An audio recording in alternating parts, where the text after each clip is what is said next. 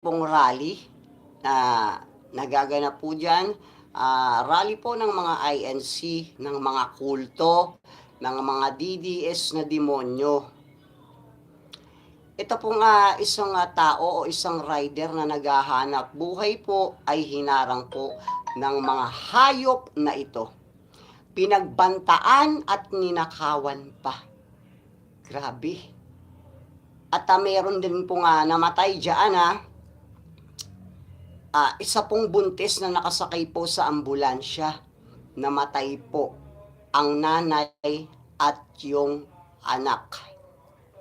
Dahil po sa perwisyong idinudulot ng rally na yan.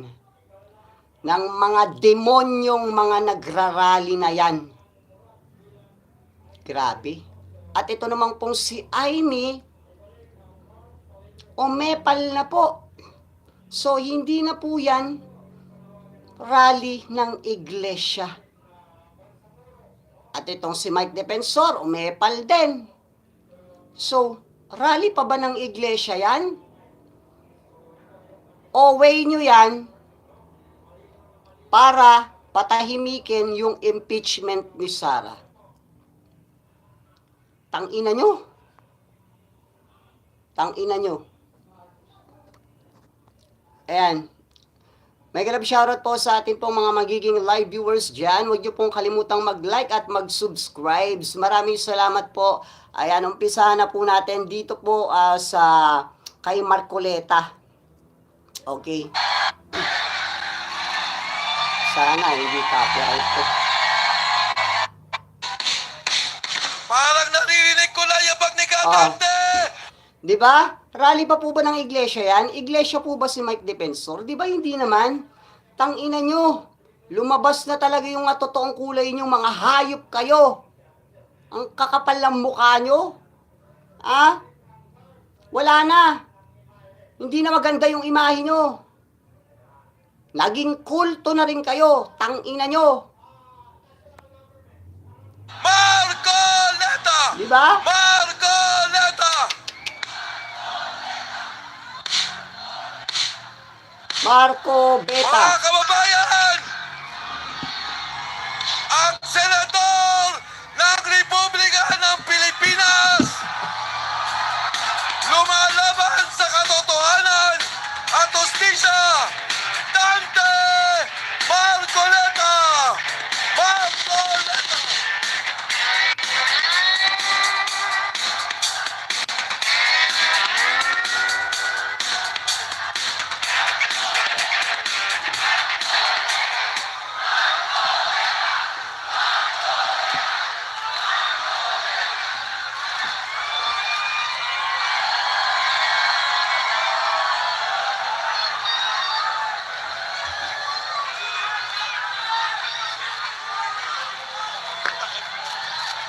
Kaya tangalatang Magandang tulo gabi kayo po po. sa ating lahat.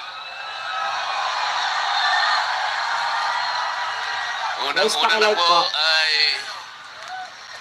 gusto ko pong magpasalamat sa inyong lahat. Kahapon pa po ay tinitingnan ko na kayo. Lalong-lalo na po yung nanggaling pa sa malalayong lugar. Meron pa po ako nakitang nasa panig ng katandaan, mga lolo at mga lola. Kahit na po ang lakas ng buhos ng ulan, walang tumitinag, walang umuuwi. Lalo na kung nagpapahayag po kayo ng ating pagkakaisa, ang ating hinahanap na katarungan, hinahanap nating katotohanan, transparency, at accountability. Salamat po Guys, pakilike. sa lahat ng mga kapatid sa Iglesia ni Cristo. Hindi lang po yan mga iglesia ni Cristo, guys. Meron na rin pong mga demonyong DDS dyan. Iglesia ni Kulto at ang mga demonyo nagsanib. Salamat din po sa sa mga hindi kapatid ngunit nakikisang-ayon at sumusuporta sa pagkakaisa natin sa gabing ito. Ang iba po ay mga kakilala ko, yung iba po ay hindi ko man kakilala, ngunit nagpahayag po sila ng pagsuporta at pagmamahal sa ating bansa at sa ginagawa natin ngayon. Hindi na nga po sana ako pupunta dito. Kasi baka akalain po nung iba, ako pa po yung nag-i-instigate. Hindi Talaga po. naman eh. Ang palagi ko pong ginagawa, kagaya ng palagi kong Kaya ka nga nag-announce, di ba, na malapit ka ng makulong. Tapos kinabukasan, andyan na yung mga iglesia. Utos mo yan. sinasabi ay kailangan maipakita natin kung ano ang tunay at tapat na paglilingkod ng isang public servant sa pamahalaan. Gusto ko pong gamitin ang aking sarili na isang mabuting halimbawa kung paano ang isang public official ay tumupad ng kanyang tungkulin dahil sa pinagtiwalaan ng mga tao para sila ay paglingkuran.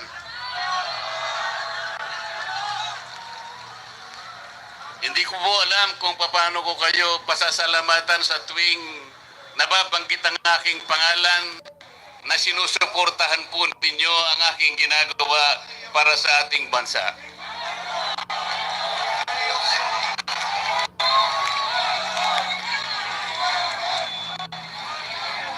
Pangalawang araw na po ito, ngunit Shoutout po kay Serbato Esbolenya. Sabi niya, boo! hindi ko nakikita sa mukha ninyo ang kapaguran.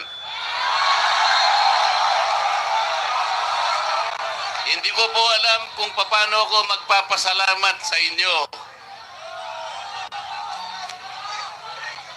Kung magagawa ko lang, napuntahan ko kayong isa-isa para yakapin ko kayo. Gagawin ko po.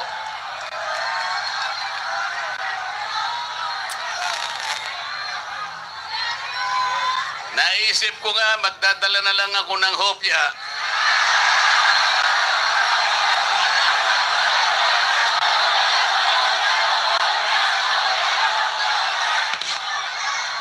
Pero nung makita ko po na napakarami ninyo, kahit 30 pabrika ng hopya, hindi magkakasa sa inyo. Uwe!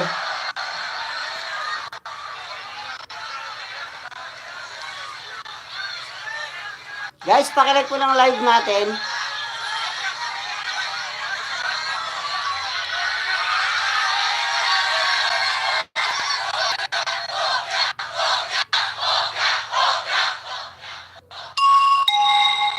Bakit nilulunod ang pag-iimbestiga sa flood control scam? Bakit si Marcoleta ang ikukulong kayo ang mandarambong?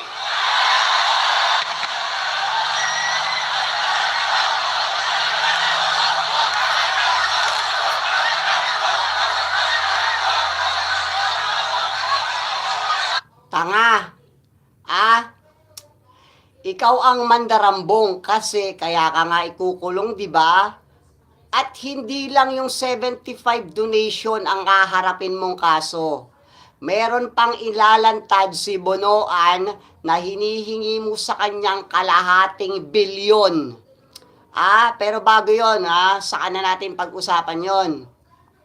Ang importante, itong si Marcoleta ay bukas po ay makakasuhan na po yan sa Sandigang Bayan. At if ever, bukas po ng umaga maisampa yung kaso sa kanya, baka hapon po, meron na pong marapol or irapol na po yung kaso niya sa Sandigang Bayan and lalabas na po yung kanyang warrant of arrest. Tingnan po natin kung may magagawa po yung mga hindot na yan sa ating mga otoridad.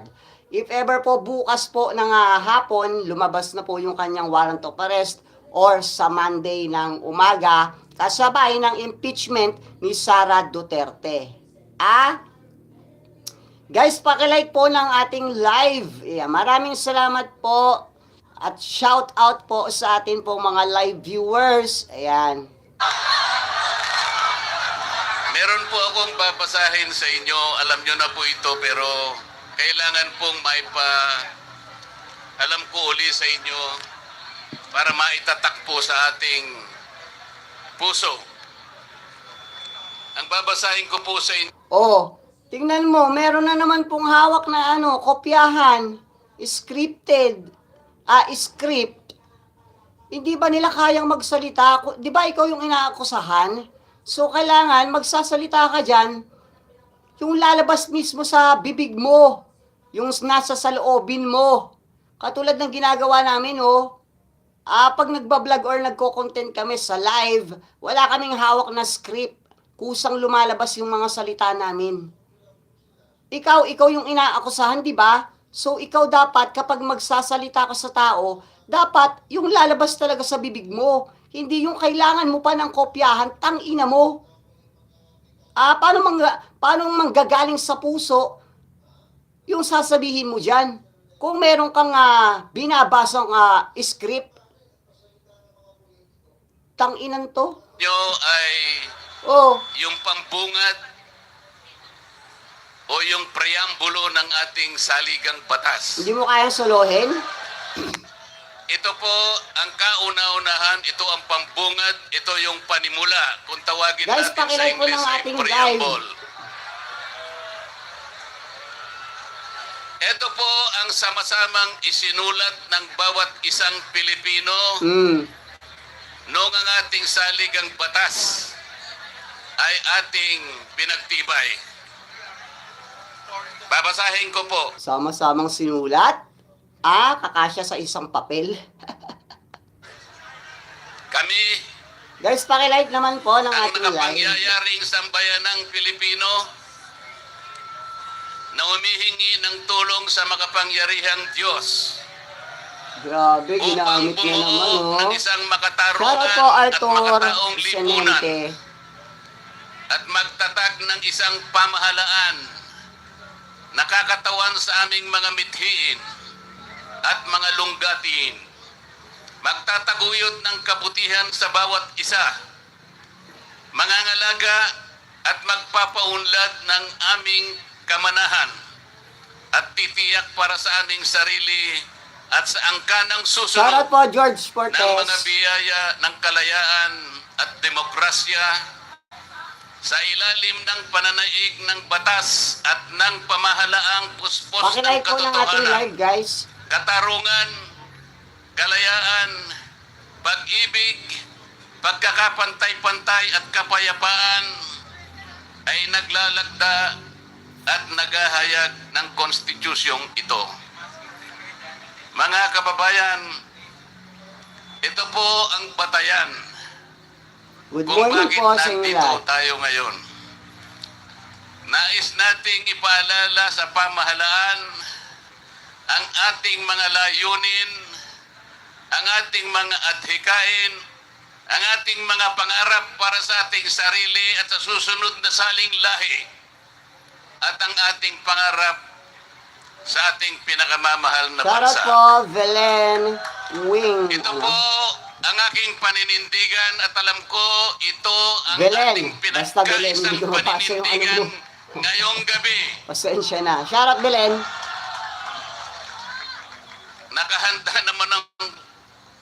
Nakahanda po akong magpakulong.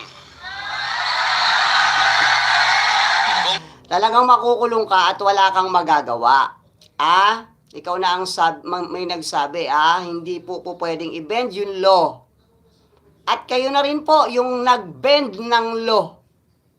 Bakit? Wala naman kayong permit nung una kayong nag-rally, di ba? Sino yung nagbe-bend ng law? Di ba kayo? Kinakailangang Shoutout, maaresto po Julie, ako. na baluktot ang Wala paninindigan pong mo. problema. Sabi niya. Kung ito po ang kabayarang Palay po. hinihingi para ipagtanggol ko ang katarungan at ang pambansang kagalingan at ang interes ng mamamayang Pilipino. Sabi niya po, handa daw po siyang magpakulong. So, hintayin po natin guys, kapag lumabas po yung warrant of arrest niya bukas, or sa Monday, tingnan po natin kung tototohanin niya yung sinasabi niya po na handa po siyang magpakulong. At hindi po siya tutulad kay Bato de la Rosa. Marcoleta, sana tularan mo yung kapanalig mo na si Jinggoy Estrada na hindi na pinahirapan ng otoridad at sumunod sa batas. At isinuko ang kanyang sarili. Sana ganun ka rin. Huwag kang tutulad kay Bato. Si Bato, walang hiya yan. Bato-bato, pik. Takot po yan. Kaya ikaw, Marcoleta, aabangan namin kapag lumabas yung warrant of arrest mo, sana nga, totohanin mo yung sinabi mo na handa kang magpakulong at hindi ka na manlaban. Guys, pakilike naman po ng ating live.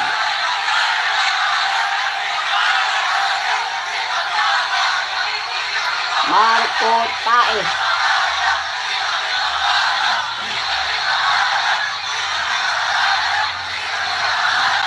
Marco Tae.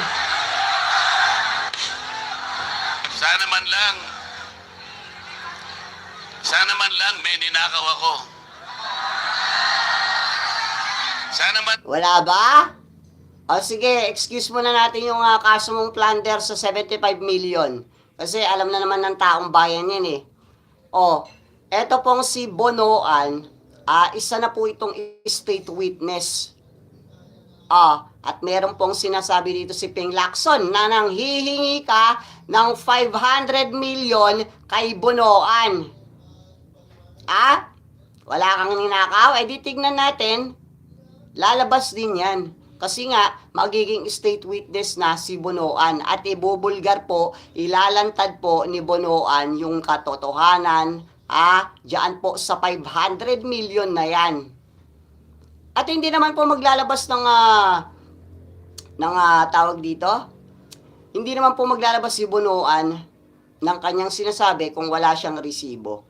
Ito lang naman pong mga karton ng kampo ng Duterte ang maglalantad or mag-e-expose, pero kwento lang, salita lang, yung mga picture, wala namang kinalaman dun sa sinasabi. At ang dami na pong pagkakataon nitong kampo nila Marcoleta na ilabas po yung tawag dito, yung sinasabi po nilang mga kurakot. Diba, nagsagawa po sila ng mga pekeng blue ribbon, ilang beses po yun. Pero may nailabas po ba silang resibo? Ebidensya, katotohanan? Wala. Kundi nag-expose lang po sila ng paninira. Doon po sa mga inilabas nilang picture. Lalong-lalo na kay Kiko at Sharon Cuneta na ngayon po ay binabawi na nila na hindi daw po yun kasama. May ganun ba? Baka sapakin kayo ng korte pag ganyan ginawa ninyo. Di ba? Kaya nga nila hindi yan maiakyat sa korte kasi nga po wala po silang ebidensya. Wala po silang resibo. Hindi po tatanggapin sa korte yung pabago-bagong statement at ebidensya na picture na pinaglalabas nila. Ginagago lang kayo ng mga tarantado na yan. Nililinlang lang kayo. Lang kasama ko sa mga mandarambong. Mga nabanggit na yung mga pangalan nila. Ang isa ay si Martin Romualdez. Ang pinagdalhan ng mali-malitang pera.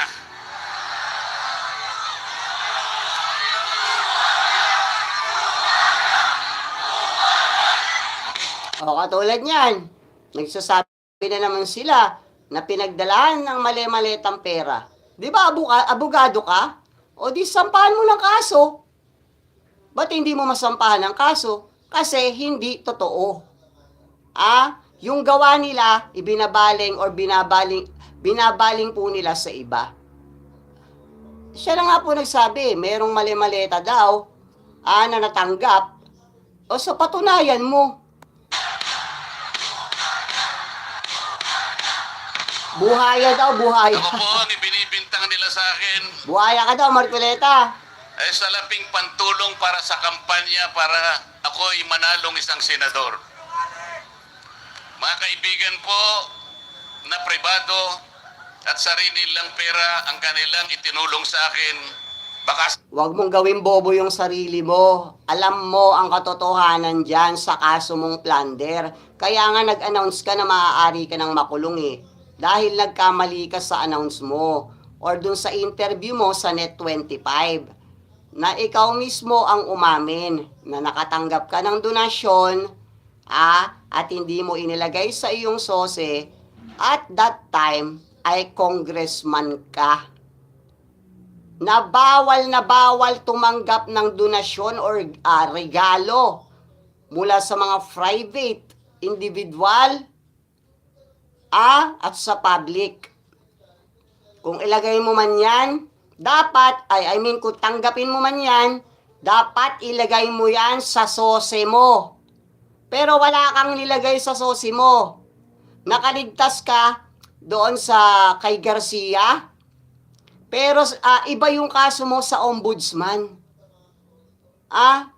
Ikaw mismo umamin yan eh. Lahat ng mga kasong lahat ng kaso or yung kaso na isinasampa sa'yo din galing yung ebidensya. Kaya nga malakas yung ebidensya dahil ikaw mismo yung umamin eh. 'Di ba? Kapag yung isang inaakusahan sa kanya mismo nang galing yung pag-amin, yan po ay napakalakas na ebidensya. sakaling manalo nga po ako at nanalo nga po. Shoutout po kay Hindi ko na po Remedios ipaliliwanag ang Bayoran. Sabi niya, galing gumawa ng maletang istorya. Mahilig siya talaga sa maleta eh. Ngayon, sa maleta siya makulong. Hintayin nga po natin kung talagang tototohanin po nito na kapag po lumabas yung kanyang warrant of arrest, either bukas or sa Monday, kung talaga pong handa po siyang magpakulong. Abangan po natin yan. Hintayin po natin yan, guys, bukas po yan. Kakasuhan na po yan si Marcoleta. At Friday bukas ng hapon, pwedeng lumabas po yung warrant of arrest niyan or isabay na po sa impeachment trial ni Sara Duterte sa Lunes. Abangan po natin yan. Kaabang-abang po yan. Guys, pakilike naman po ng ating live. Maraming salamat po. Shoutout po sa inyo lahat dyan. technicality kung paano nila inimbento ang isang gawa-gawang asunto laban sa akin. Hoy, tangina mo. Panot. Sungkitin ko yung piluka mo eh. Walang imbento doon. Dahil bobo ka. Ba't ka bobo? Yung ebidensyang kailangan sa'yo ng ombudsman, sa bunganga mo nang galing. O di bobo ka? Kaya nga alam mo makukulong ka eh. Di ba? Kaya nga nag-announce ka na makukulong ka dahil alam mo na talagang meron kang kaso. Dahil doon sa pag-amin mo sa Net25 na nakatanggap ka ng donasyon at hindi mo inilagay sa iyong sose at that time ay isa ka pa pong public servant, which is isa ka pang congressman that time nang tinanggap mo yung donasyon na yon at hindi mo inilagay sa sose mo. Tangina mo, di ba? Inamin mo yan eh. Ikaw mismo nag-announce yan sa publiko. So, yon yung ebidensya na kailangan ng ombudsman. Kaya ka nga nakasuhan, di ba? O anong imbento ron? Yang ginagawa mo ay panglilin lang sa isip ng taong bayan, yung hindi po alam yung kaso about sa plunder. Hindi porket plunder, nagnakaw na. Bobo! Once na isa kang public servant, hindi ka pwedeng tumanggap ng regalo o donasyon, tangina mo. Di ba? Yung mga bobo dyan, mga tanga. Wala naman daw ninakaw si Marcoleta, ba't nakasuhan ng plunder? Mga tanga kasi kayo. Hindi porket plunder, nagnakaw na.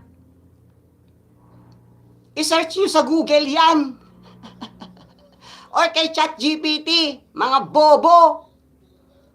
Gawa-gawa daw. Tangina mo ka, ikaw mismo umamin sa Net25 na nakatanggap ka ng donasyon. At hindi mo nga inilagay sa sose yan. Na bawal na bawal. Ay nako, imbento raw. Kayo ang mga nag-iimbento. Dahil sa mga blue ribbon ninyo, yung mga ebidensya nyo doon, ay wala namang kinalaman sa mga maletang nakatanggap ka mo, ng mga personalidad na mga sinabi or in-expose nyo that time dun sa peking blue ribbon ninyo. Di ba si Baligod? Inilabas nila yung picture ni Sharon Cuneta, yung mga fans na nagpa-picture kasama si Kiko. Tapos binawi, hindi daw kasama yun. Anong dahilan nyo doon? Bakit nasa slides yun? Nasa screen? Para sirain yung reputasyon ng tao. Tapos kinabukasan, babawiin nyo. Nililito nyo yung tao, nililinlang nyo yung tao. Huwag nyo kaming gaguhin. Ikaw, Marcoleta, makukulong ka na. Salamat nga at makukulong ka na dahil wala nang buwisit sa Senado. Wala nang epal, wala nang nagmamarunong, wala nang matalinuhan. Dahil hindi ka naman talaga matalino eh. Di ba abogado ka? Tapos yung ebidensya na matibay na kailangan, mismong sa bibig mo nakuha. Tangina mo, hindi imbento yan. Tingnan po ninyo kung sino pa yung nagtatanggol at tumutulong para sa ganon, matukoy natin kung... Di ba? Merong investigasyon na ginawa si Ping Lacson dyan. Dyan sa Blue Ribbon.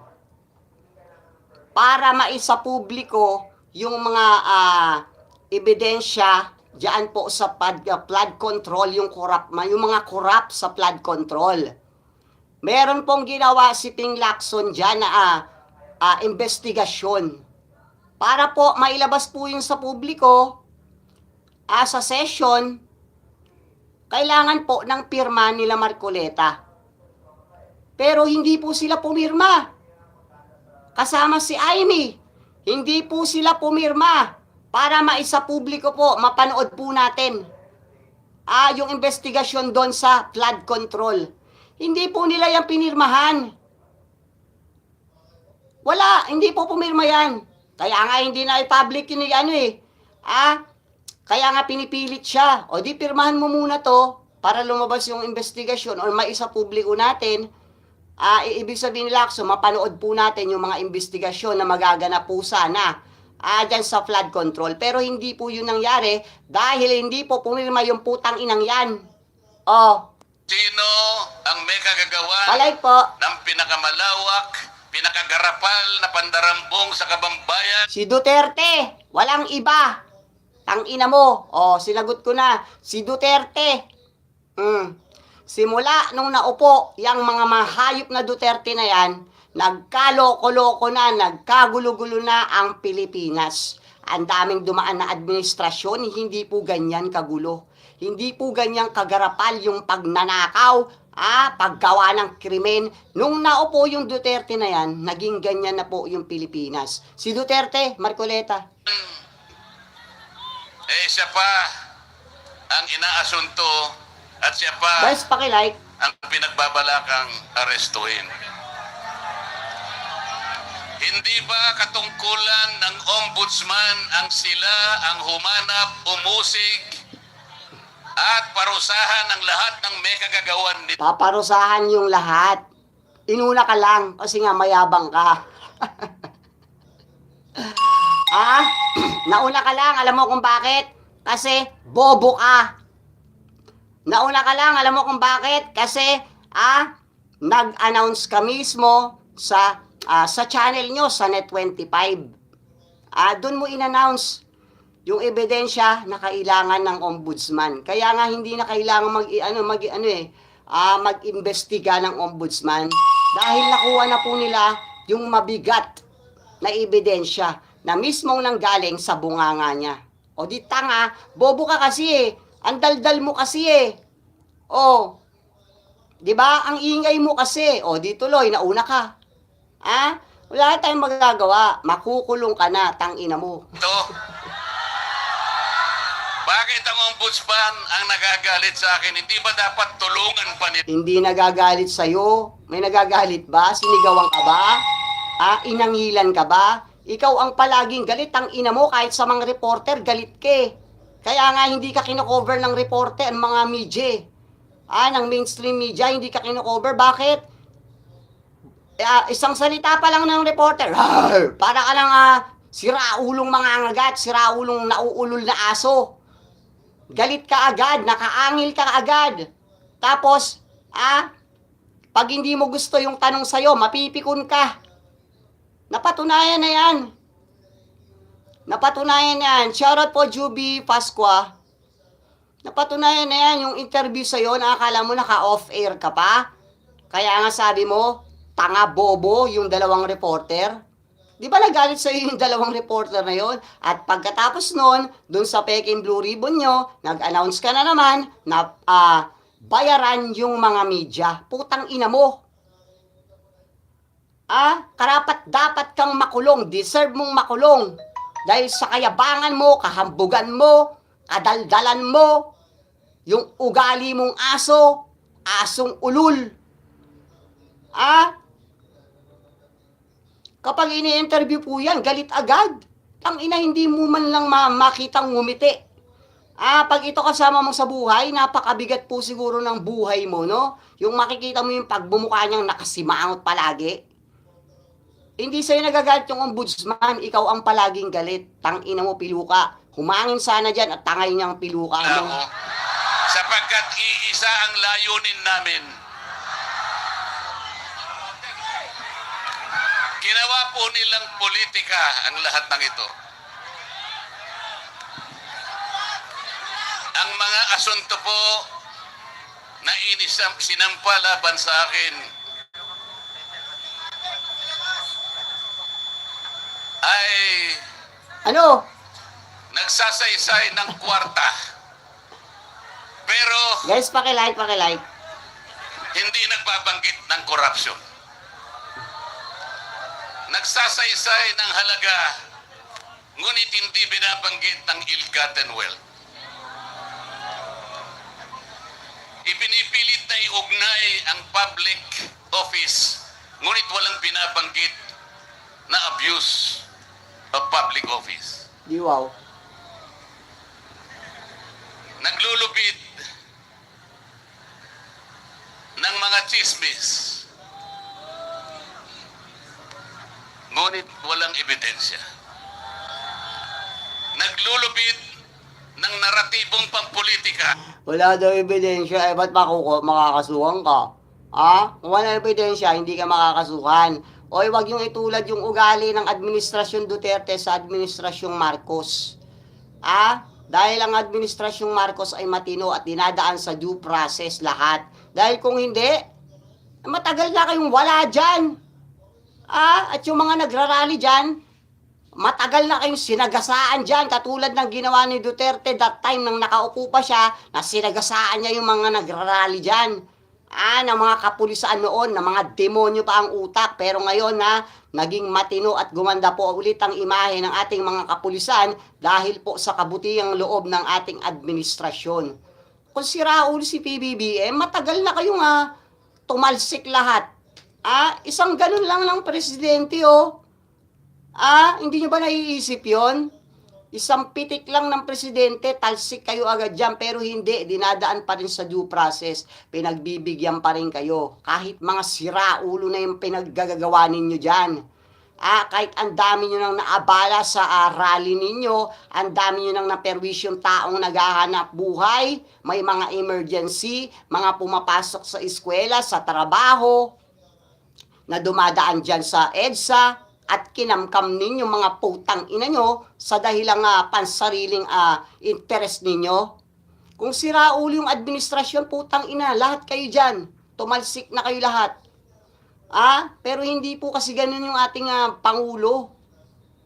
Kung natatandaan nyo, that time na nakaupo si Duterte, yung mga nagrarally, di ba, sinagasaan yan? Pero ngayon ba may nakita kayong ganon? Wala. Sa ugali at sa ugali, demonyo po yung mga Duterte.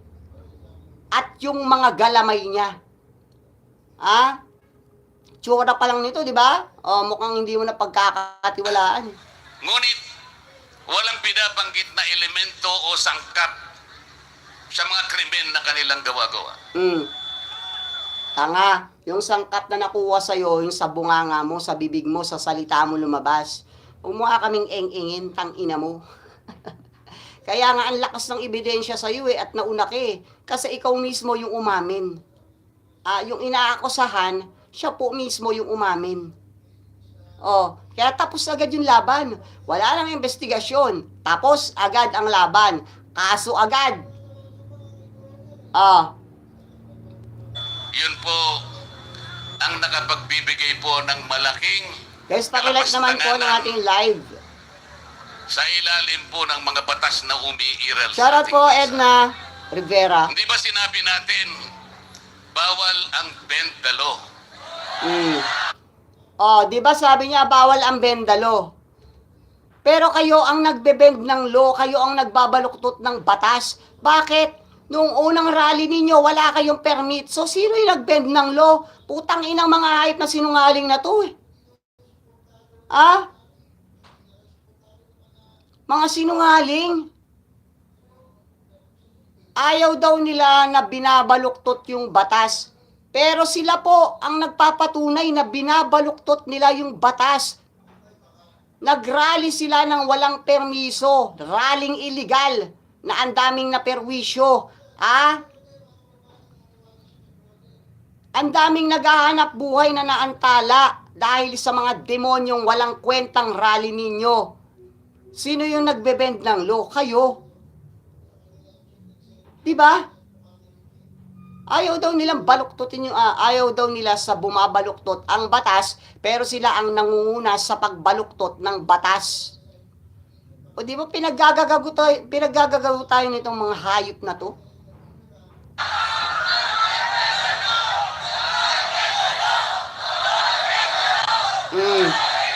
Sabi po dito ni Mr. Rule 0225, shoutout po sa iyo dyan.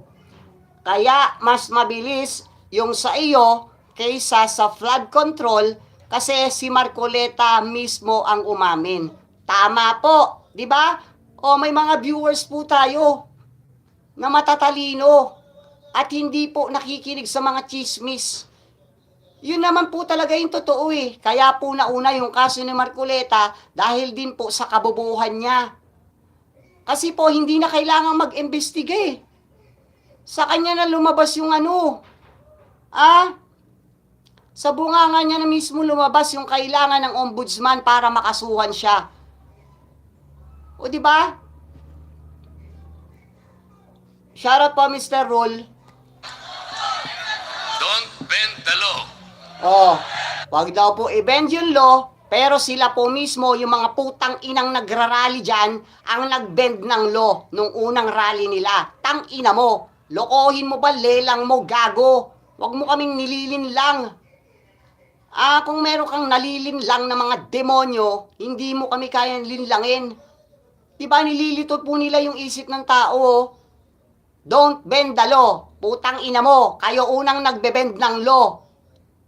Hayop ka.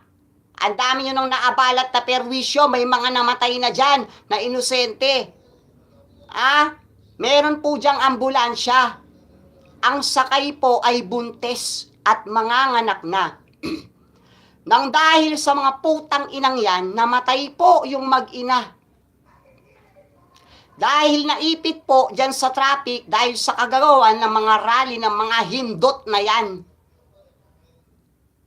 Dapat mapanagot yung pinaka-organizer niyan Kasi po, may namatay po dyan nakasakay po sa ambulansya. Babae pong buntes, manganganak na. Hindi na po nakaabot ng ospital. Namatay po yung ina, pati po yung bata. Dahil sa putang inang mga rally na yan. na wala pong permiso that time. Diba? Kasi kung meron po silang hiningin permit, naagapan po agad yan ng ating mga otoridad. Naglagay po sana ng daan dyan at hindi po maiipit yung ambulansya. Sana. Kung lumagay po sila sa lugar at tama bago po nila isinagawa yung kanilang rally.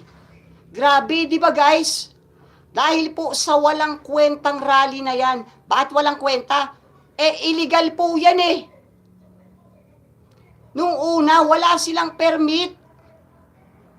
Kaya nga po naipit yung ambulansya na sana po ay patungo na ng ospital. Kung hindi lang po dahil sa rally na yan, hindi po sana namatay yung mag-ina.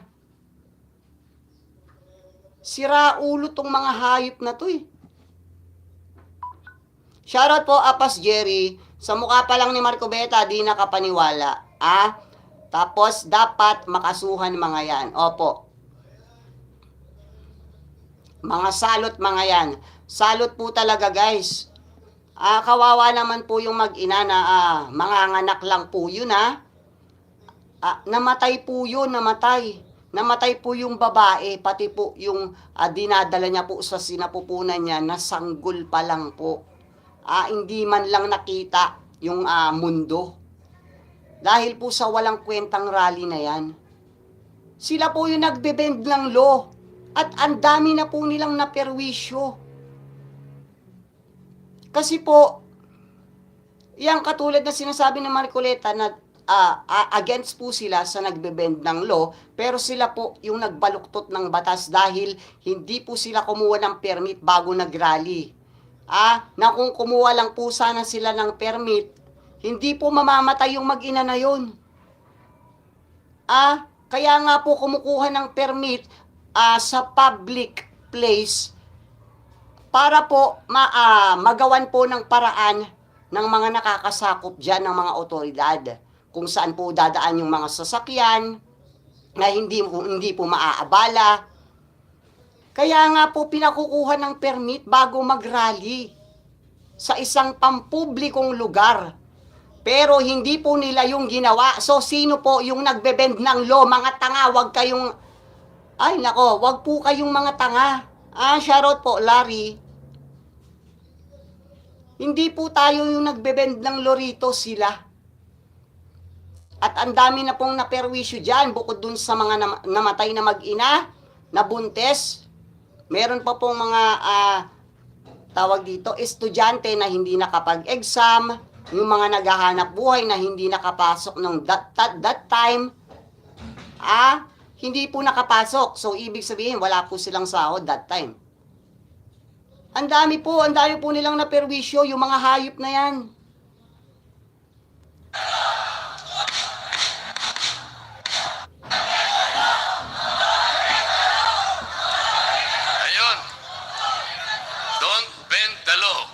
Fuck you! Paano naman kasi, isa naman kasama ko doon sa bulwagan sa Senado, bigla na lang nagsalita. Sometimes, you have to bend the law to be able to please the people.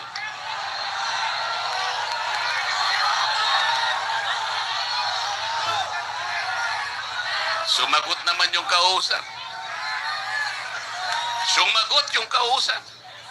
Tinanong kasi siya kung tama yung sinasabi. Guys, pakilike po. Ang sabi niya, yes sir.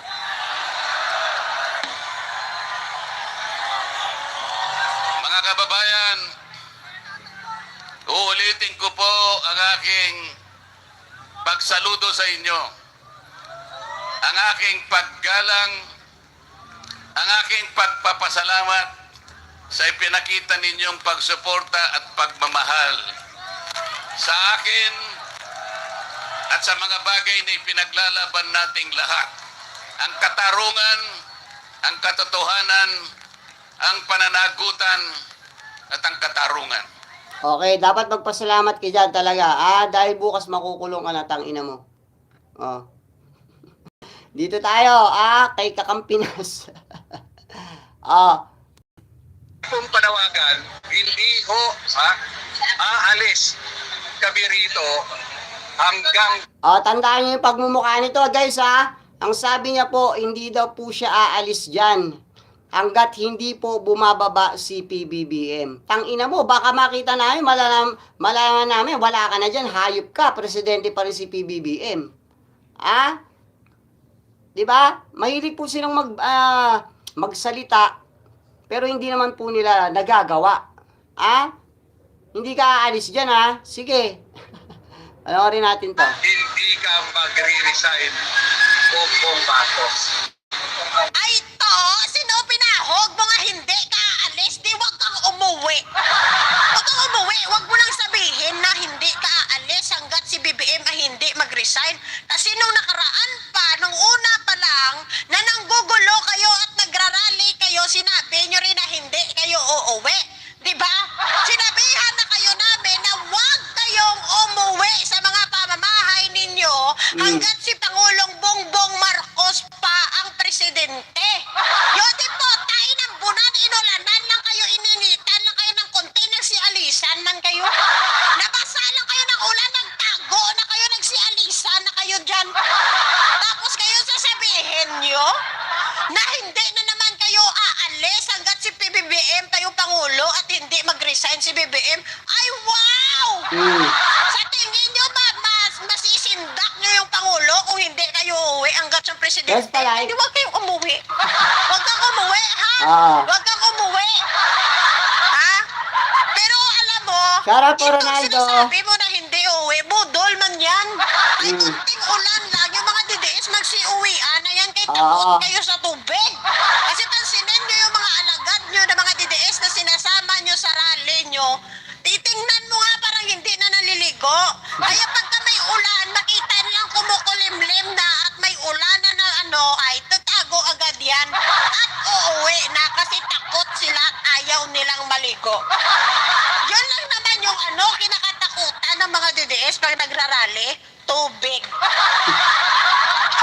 Huwag mo yung takutin yung Pangulo na hindi kayo uwi. Alam mo, mas inuna mo pa yan nga mag-rally ka kaysa mag-ano ka sa pamilya mo. Kaysa unahin mo yung pamilya mo, inuna mo pa ang rally-rally mo. O, di ba? Yan ang sinasabi natin. Tapos pag nagutom kayo dyan, sisihin ang gobyerno. Pag kami nangyari sa inyo, masaktan kayo sa rally nyo, sisihin kapulisan, sisihin ang gobyerno, magagalit sa gobyerno. Pag mahirap ang buhay, kasi mas inuna ang mag-rally kaysa maghanap buhay, pagka nagutom ang pamilya, sisihin na naman si... Ayan, shoutout po kay Jos Coro Celeste. Sabi niya po, tama, paulit-ulit lang katwiran. Nakita ko ngayon, malinis na ang EDSA. Akala ko ba hindi sila aalis? Ganun ba, sir? Wala na bang wala na bang mga hindot sa EDSA? Sabi naman ni Apas Jerry, basta mga DDS puro salita lang. Tama naman po di ba? Katulad po ni Baste, Barbie Baste, hinamon niya po si Torre, nung pumalag si Torre, nagpunta ng ibang bansa. Wala, mga sira na po yung ulo ng mga naniniwala po sa mga DDS. Katulad po nila, yung amo po nila, nananalig po sa demonyo. So sila, ganun din, di ba? BBM. Guys, Sisihin na naman ang gobyerno. Lagi niyong sinisisi ang gobyerno sa kahirapan ng buhay niyo. Yung administrasyon ngayon, yung sinisisi niyo sa kahirapan niyo sa buhay. Tanungin ko nga kayo, no mga nakaraang administrasyon ba, mga milyonaryo ba kayo? Mayayaman ba kayo no mga panahon ng mga karton? Nung panahon ba ni Duterte, milyonaryo kayo, maganda ba yung buhay nyo? So, ibig sabihin, kung maganda ang buhay nyo noon kay Duterte, bakit ngayon nagugutuman na kayo? Ano bang meron? Alam natin na halos lahat ng presidente na dumadaan, marami tayong reklamo. Marami tayong hindi gusto sa mga namumuno sa atin. Alam naman natin yan. Simula kay Duterte, may bumabatikos din naman kay Duterte. Kay Pangulong Marcos, Marcos may bumabatikos, kay Pinoy, kay Gloria, kay Estrada, lahat na ng mga presidente may bumabatikos. Ganyan talaga sa propaganda ng politika. Normal lang naman yan. Pero yung pati yung pagsaing mo at pagkain mo, isisi mo pa sa gobyerno, tapos unahin mo yung rally, may tililing ka na. Ngayon naman ito na naman Real talk, tayo no? sasabihin na naman hindi sila uuwi hanggat si BBM ang presidente. Wag na po kayong umuwi. Kami na po ang nakikiusap sa inyo. Please lang po, dyan na kayo tumira. Opo, wag na kayong umuwi. Ha? Promise mo yan ha na hindi ka uwi, humanda ka sa amin, baka susunod araw umuwi ka ha? Sabi mo dyan ka hanggat si BBM hindi nagre-resign. Tandaan namin yung pagmumuka mo. Ayan na guys, tandaan nyo po yung pagmumukha nung isa na yun ha. Okay, dito po tayo guys. Eto po guys, yung isang rider na dumaan lang po dyan sa rally. Kinuyog at pinagnakawan at binantaan pa ng mga demonyo na yan. Deserve nyo tawagin demonyo. Guys, pakilike po ng ating live. Nadadaan na ang ilang bahagi po ng EDSA pero maghapong piniiwas ang mga motorista na dumaan doon dahil sa rally ng Iglesia ni Cristo. Sa gitna naman ng kanilang rally, may isang rider ang pinagbantaan at ninakawan umano dahil dumaan siya sa gitna ng protesta ng INC. Pero mo nangyari sa inyo, ba't ano po? Wala, pinagpupunan ako. Wala na, kinuha natin Ayan kinuha po yung susi niya ng mga putang inang nagrarally dyan. Putang ina nyo! Mga hindot! Tang inang mga hayop na to, nakakapanggigil. Naglalaban yan. Bakit ganito? Tao rin naman ako dito sa Pilipinas Tao ka na, huwag ka nagsasalita. Putang ina mo ka! Anong gusto mo? Hindi magsalita, hayop ka? Kinuha niyo yung susi ng motor? Putang ina nyo Putang ina nyo, naghahanap buhay yung tao, tarantado kayo. Tapos gaganyan ninyo? Putang ina nyo, mga iglesia. Gusto mo ba mamatay? Narinig niyo yun? Gusto mo bang mamatay? Putang ina mga hayop. Ay, grabe. Pero mo nangyari sa inyo, ba't ano po? Wala, pinagpupunan ako. Wala na, kinuha natin Ano ba yung pinaglalaban yan? Bakit ganito? Tao rin naman ako dito sa Pilipinas Tao ka na, huwag ka nagsasalita. Gusto mo ba mamatay? Putang ina. Grabe guys, no? Wala na po. Putang ina, mga demonyo na po yung mga hayop na yan. Ang sabi, tao ka nga, pero huwag ka magsalita. Gusto mo bang mamatay? Putang ina, hayop, mga hayop talaga. Ay, nako, talagang mga kulto po ito. Nagtanggap lang po ito, mga hayop na ito. Nako, mga kulto. Pinag naman kinuha ang susi ng kanyang motor. Sa gitna ng pag-alma niya dahil sa matinding traffic, sinagot pa siya ng isang lalaki na tila may pagbabanta. Kasunod po niyan, siniguro ng MMDA na may DBS tatlong yun. lane ng nadaraanan ng mga motorista. Iniikat din ng publiko na hanggat maaari ay sumakay muna sa MRT o sa EDSA carousel. Pakinggan natin ang pahayag ng MMDA. Ina-advise po natin ating mga kababayan na iwasan po yung EDSA as much as possible, lalo yung lugar na pinanggaganapan noong rally sa may People Power Monument at gumamit po ng alternative. Ewan ko ba dun sa nakakasakop dyan sa EDSA? Kung bakit binigyan pa po ng permit nung gabi? Kaya po nakapagpatuloy sila mag-rally. Ewan ko ba? Mga siraulo din Alam nang ang daming na perwisyo, hindi sumunod sa mga rules ng sa rally, binigyan pa ng permit. Tang ina. Tapos kawawa naman yung rider. Parang minaliit po siya ng gusto yung pagkatao niya. Naghahanap buhay lang yung tao, dadaan lang doon. Hinarang po nila, ninakaw nila yung susi. Pinagbantaan pa yung buhay. Ewan ko ba dito sa mga nakakasakop dyan sa EDSA? At binigyan pa ng rally yung mga putang inang yan? Ay, ng permit? Ibang daan, in-ensure naman po natin na cleared yung mga daan na yan. At ganoon din po, sana po yung mga sa ating mga kababayan, planuhin natin yung ating pagbiyahe.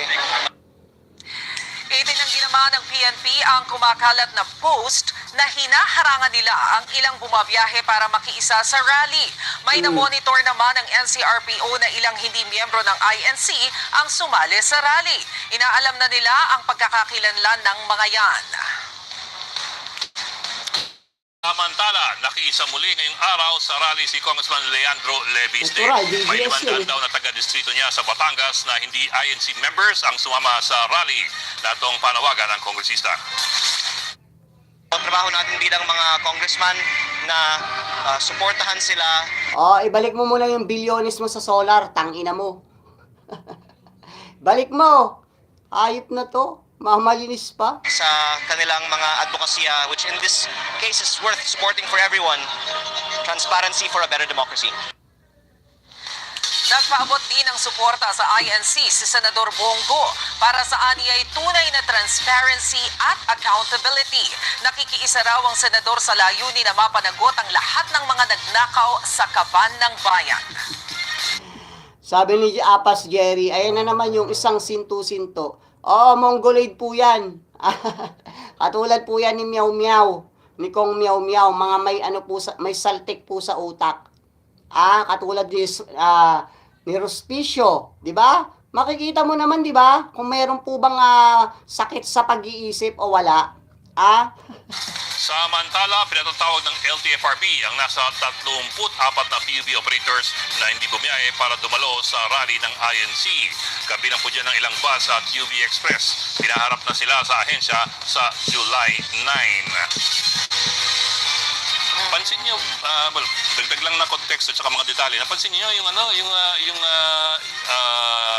natutrouble na nakamotor? May pulis sa likod niya eh. Hindi nakikialam. Oo nga. Nanonood lang eh. Oo, nanonood lang. Baka INC yun. Di ba? Pinagbantaan yung buhay niya pero walang ginawa yung pulis sa likod. Di ba sinabi nung nagrarally, gusto mo bang mamatay? Narinig ng pulis yun Baka po Iglesia ni Cristo yun o kaya Duterte, yung pulis na yun. Di ba napansin din itong reporter? Tapos nung parang binabantaan siya, wala nang ginawa. Nanood nga lang. Oo nga. Pero aminin natin talaga, ang laki rin talaga ng abala na dinulot nitong rally na to, especially dun sa mga ordinary Filipinos. Kasi napakatindi ng traffic kahapon. Although kanina, have to admit na malaki na rin yung improvement doon sa daloy ng trapiko. Kanina, ilan din yung mga personalities na nagpaabot ng suporta dyan sa kilos protesta. Shoutout po, Kabilang na Razel Gozum, Attorney Enzo. Ayan. si Senador Bongo na as we all know, kaalyado naman talaga ng mga Duterte. As a matter of fact, isa nga siya doon sa mga co-perpetrators ngayon ni dating Pangulong Rodrigo Duterte. Alleged co-perpetrator. Alleged co-perpetrator. Tapos si Ian Suyo tried to answer the questions kanina, although may difficulty dun sa part niya na kung bakit biglang pumihit into si LGU. Kasi yun nga at 5 o'clock binigyan ng permit to have rally again tomorrow. Okay, dito po tayo kay Amy Baba. Yung rally po ng Iglesia ni Cristo, nahaluan na po ng mga demonyo. Pare-parehas na po silang demonyo. Magandang gabi po sa inyong lahat! Mga kapatid, mga kababayan, mga kapwa Pilipino! Putang ina, kilala niyo si Kokey? Shoutout Mark Ramos! Shoutout po sa iyo dyan, sir. Ayan, nanonood po sa atin si Mark Ramos. Subscribe niyo po yan. Napakagaling po niyan mag-vlog. At kanya pong kinakalaban ang mga kampo ng kadiliman at kasamaan. Guys, nakikita niyo po ba si Amy Marcos? Kilala niyo po ba si Kokey? Yung alien po. Ayun o, si Kokey. Tingnan nyo, utang ina mo ka, ay mi baba. Ngayon po natin nalalaman na ito pong rally na ito ay talaga pong planado ng mga Duterte. Alam naman po natin guys, na ang Iglesia ni Cristo kapag nagrarally, ayaw po niyan mahaluan ng iba pong sektor o iba pa pong mga relihiyon. Pero ano yan? Dati po, di ba, nung nagrally ang Iglesia ni Cristo, ayaw po nilang pahaluan ng iba, lalo na yung mga Duterte. Nahinto nga po yung rally na yon dahil po dyan sa putang inang Amy Marcos na yan eh. Grabe. Kasi hindi ko kaya, hindi kayo samahan Utang ina mo, Kokey. para isigaw sa buong mundo. We are one! Putang ina nyo, magsama-sama kayong mga demonyo. Diba? Diba rally ito ng iglesia? So, ba't nila pinakyat yung hindi naman po miyembro ng iglesia? So, ibig sabihin po talaga, planado po ito. Pagtatakip po ito. Or pagpa-postpone ng impeachment trial ni Sara Duterte.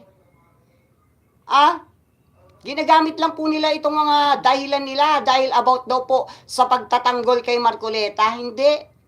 Nako.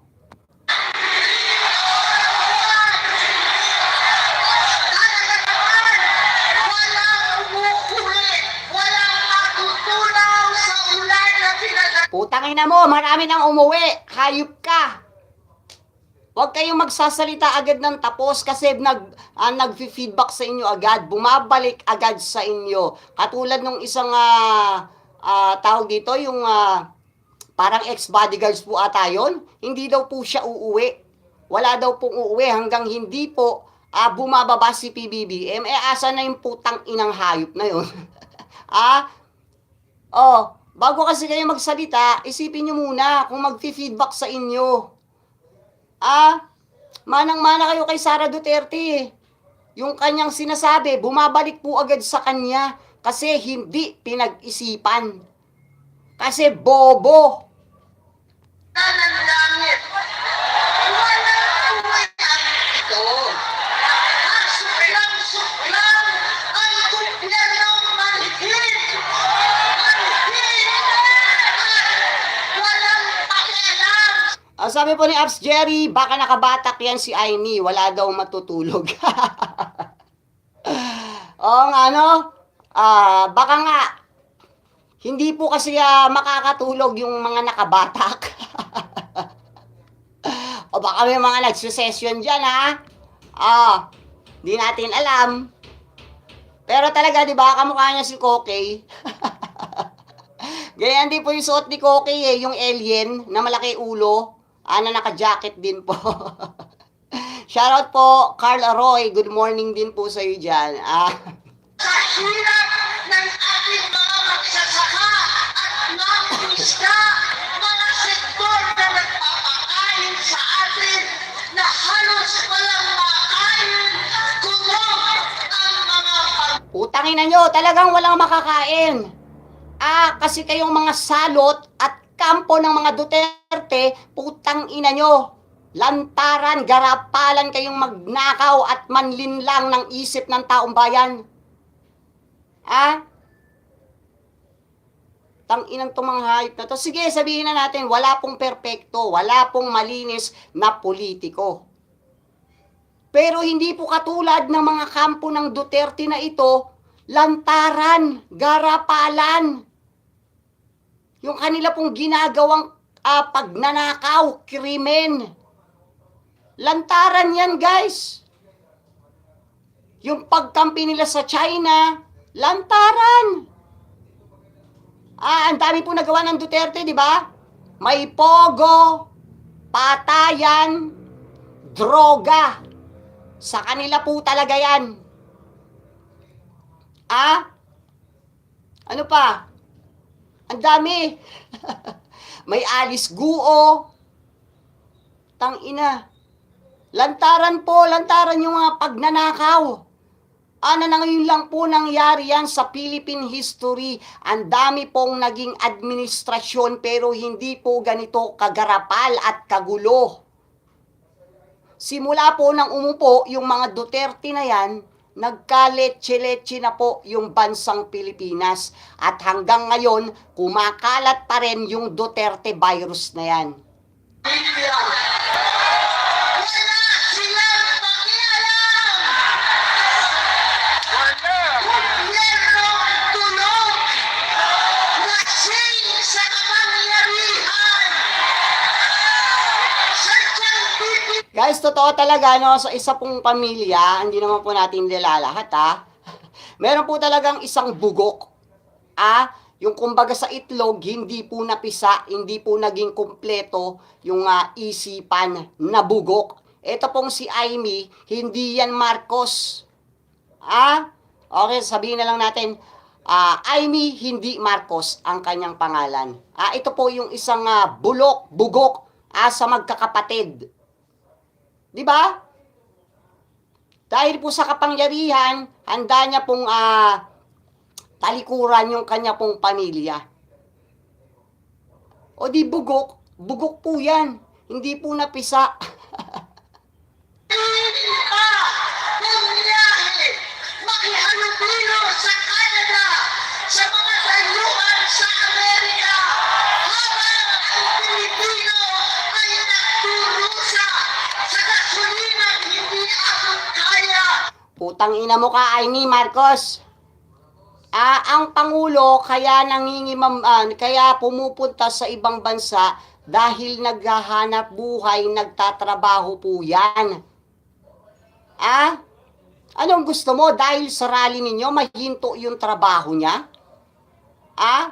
Dahil sa rally ninyo walang kwenta, walang permit, illegal, ay hindi itutuloy ng Pangulo yung pagpunta sa ibang bansa?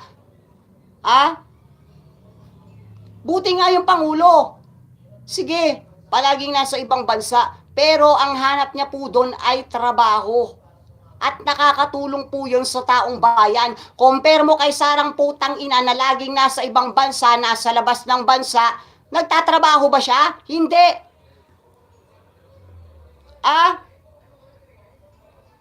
At yung tagong yaman ni Sara Duterte, kitang-kita yan. Bakit? Ang salin niya po ay 88 million lang. Pero yung bayad niya sa mga abogado or sa abogado niya, sa tatay niya, sa dahig, ay 150 million a month at 1 taon na po yung mahigit. It meaning, bilyones na po yung nagastos niya sa abogado pa lang. Kaya nga, dun pa lang, di ba, makikita mo, may tagong yaman yung hayop na luka-luka na yan. O sabi ni Apas Jerry, hindi yan Marcos si Amy. Hindi nga po yan Marcos. Siya po si Amy, hindi Marcos. Bininduan at napakasirang na buhay. Wala silang pakialam. Itong gobyerno ay bangag. Putang ina mo, ikaw ang bangag. Pahiya ka, dun sa session na naglabas ka ng peke, ng fake news na video. Di ba ginisa ka doon, pinagtulungan ka? Dahil fake naman talaga yung video mo para i-expose mo sa public. O ano nangyari, di ba binura mo rin? Ikaw din mismo yung bumawi. Fake news ka, putang ina mo. O, alis na tayo dyan, nakaka-high yung hayop na yan. Dito tayo sa sagot ni Attorney Claire. Tungkol po dyan kay putang inang Amy Baba na yan. Okay.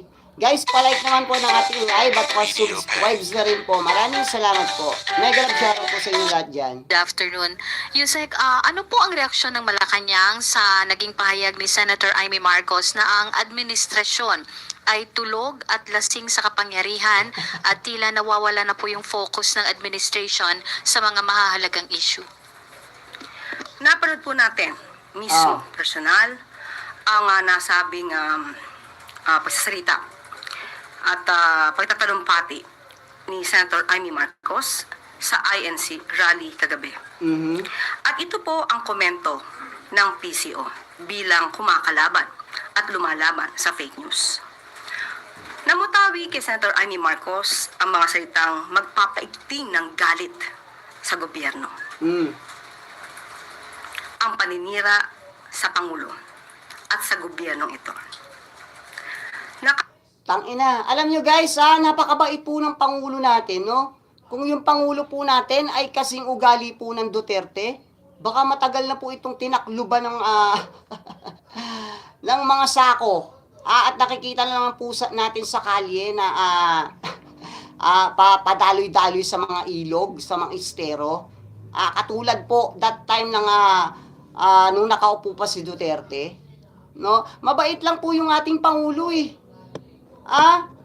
Kung tutuusin, isang click lang po niyan, isang pitik lang ng Pangulo, laban po dyan sa mga demonyo na yan, wala na po yan. Doon po natin mapapatunayan na mabuti po ang kalooban ng ating Pangulo. Grabe na po yung paninira nila sa administrasyon sa ating Pangulo. Kung ano-ano na po yung mga sinasabi nila, mga fake news nila, paninira po sa pagkatao ng Pangulo.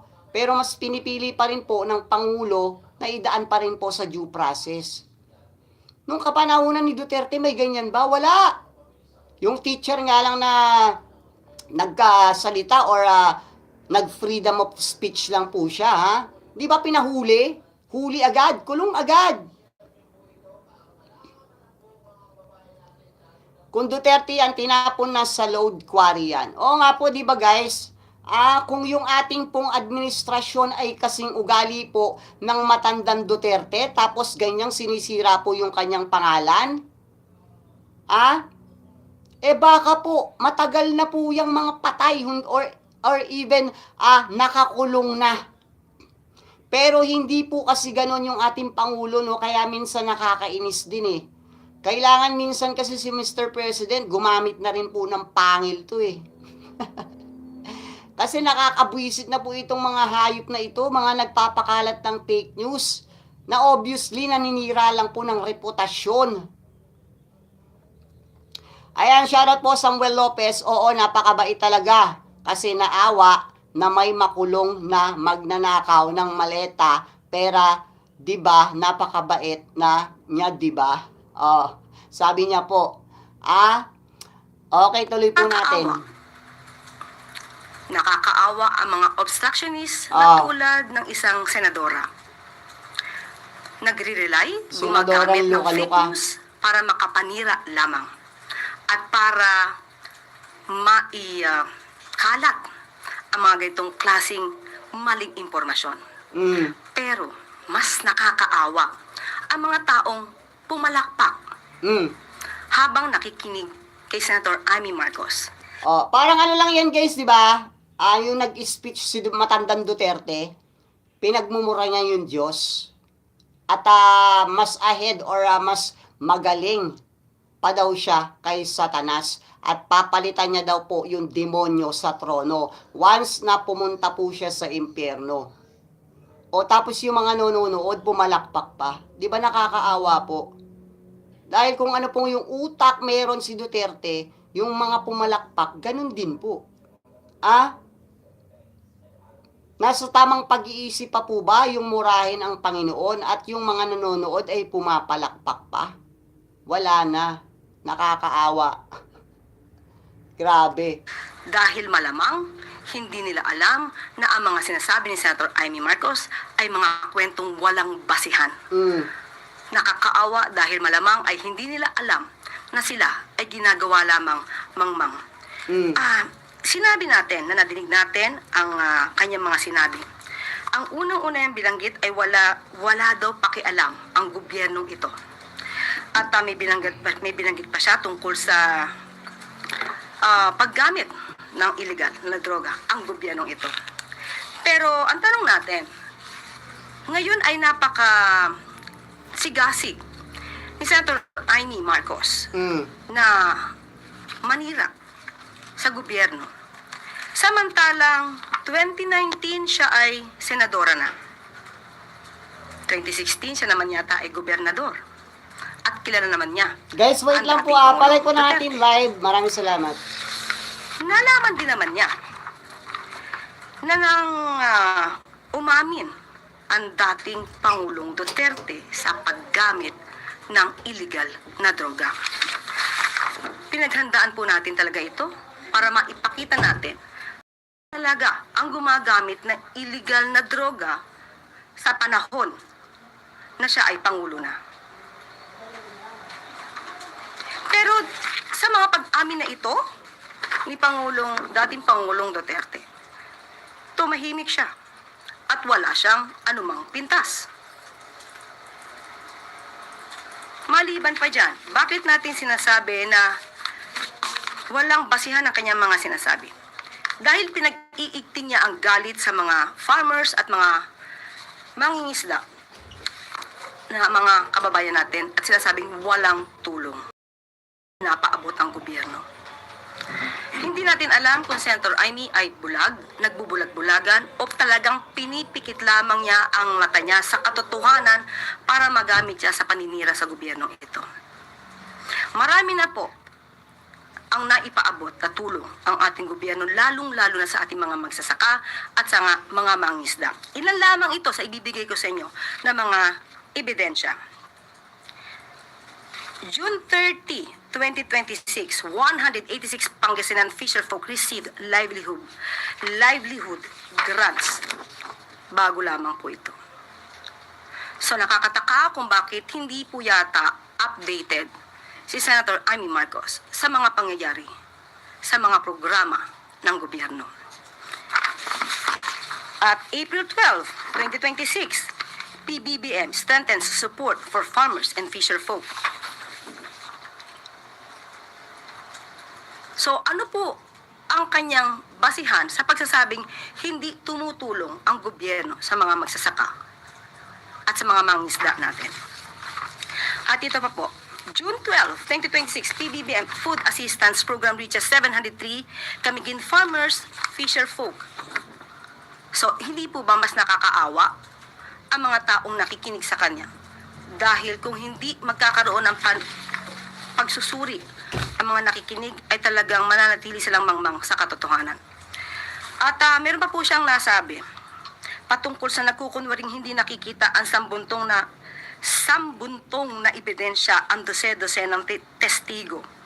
Itong baha at flood control na lulunod sa atin lahat. 2019 naging senadora si Senator Amy Marcos. 2020 uulitin natin.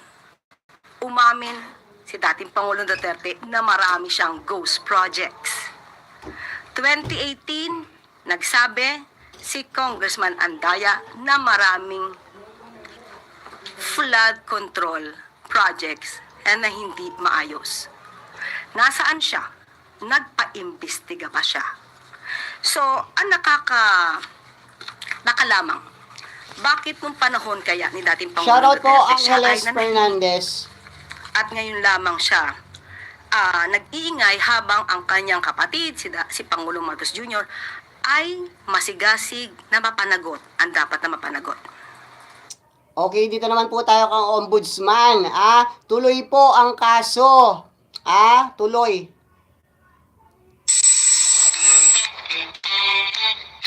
Guys, palike po ng ating live. Ayan, shoutout po sa ating mga live viewers dyan.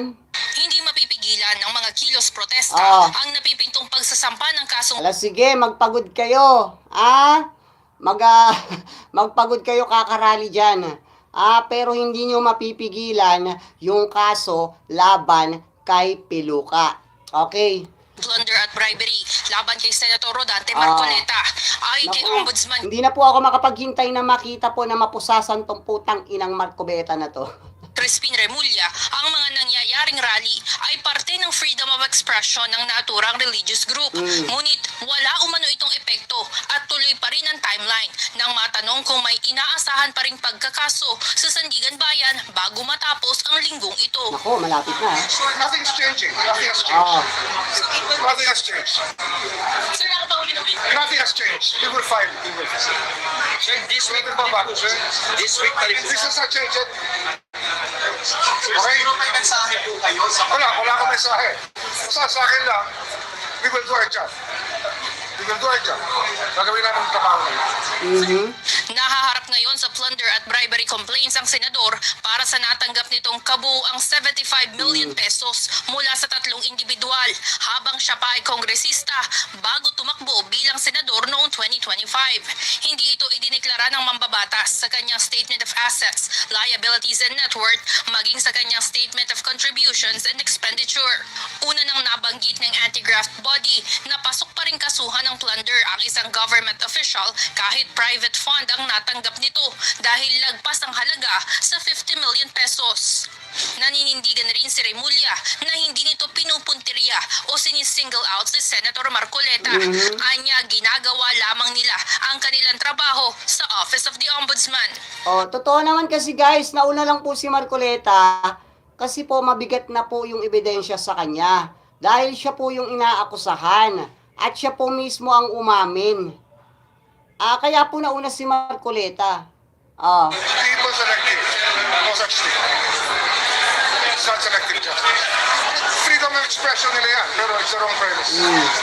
There's no selective Yan, ombudsman. when it comes to Matatanda ang pinaratangan ni Senator Marcoleta ang ombudsman na planado ang gagawing pag-aresto sa kanya para umano mapatahimik at mahadlangan ang kanyang paglahok sa impeachment program. Maingay ka kasi eh. Para kang bibe.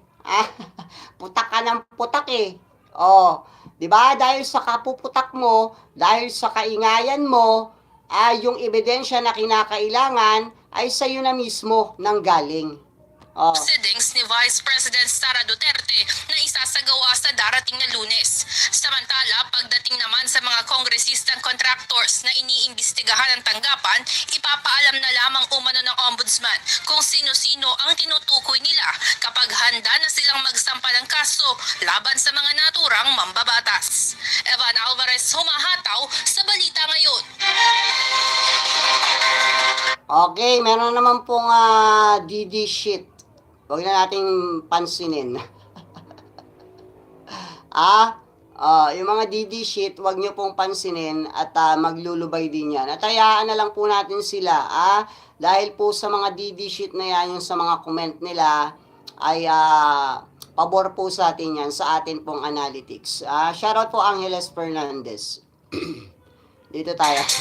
Samantala, pinabulaanan ng ombudsman at ng kampo ng House prosecution na tina-target umano nila si Senator Rodante Marcoleta.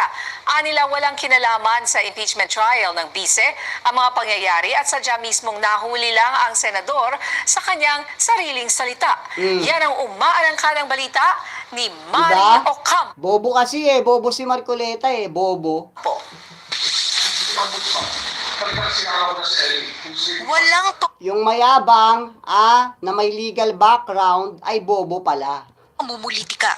Yan na ang mismong nilinaw ni Ombudsman Boying Remulla kasabay ng kilos protesta ng mga taga-suporta ni Senador Rodante Marcoleta. Iginigiit kasi ng mismong senador na gawa-gawa ang kaso. Pero ayon sa Ombudsman, wala itong katotohanan. And I never instructed anybody to conduct an investigation. It was brought up by I don't know what Shoutout po sa 39 likes dyan. Maraming salamat. I said, we will find out this. Tama naman, di ba? I mean, when the evidence presents itself in front of you, you might as well bring it to court. Dagdag pa ni Remulla, hindi totoong may selective justice sa kanilang ahensya. Kaibigan po natin yan si Senator Marcoleta. Sa aking palagay, sa aking personal opinion, ay ito ay walang kinalaman dito sa impeachment na ito, yung kasong maaring kaharapin niya. No?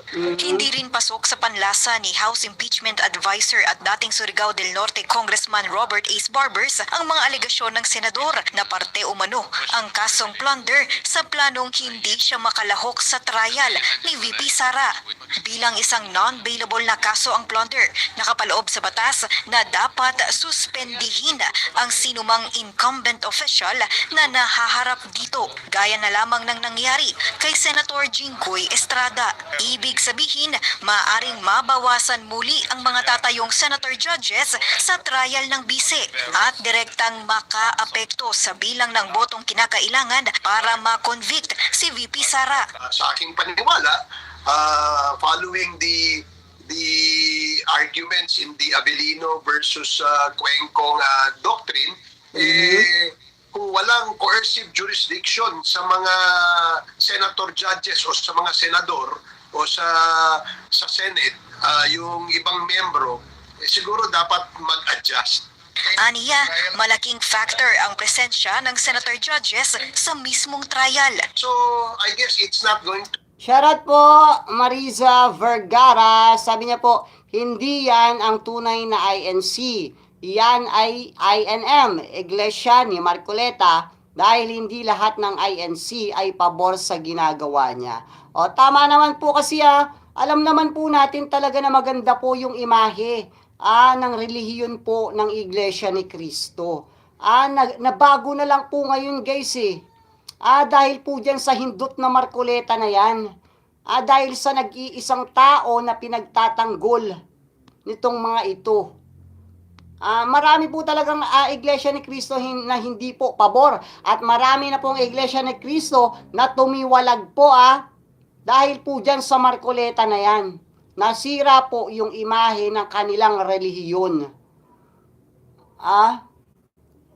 Shoutout po, Ma'am Marisa. be a wise decision for a judge to decide on cases that he has not participated in. Hindi siya nakapag-participate. So para sa akin, merong point yung pagbababa ng conviction threshold. The Constitution clearly states that 2/3. Ako, si Mario Ocampo na Ayan, shoutout po sa ating mga live viewers dyan. Palike naman po ng ating live. Maraming salamat po sa 39 likes. Ayan.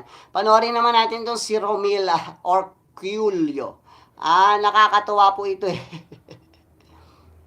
Iglesia ni Cristo. Iglesia ni Cristo. O Iglesia ni Manalo.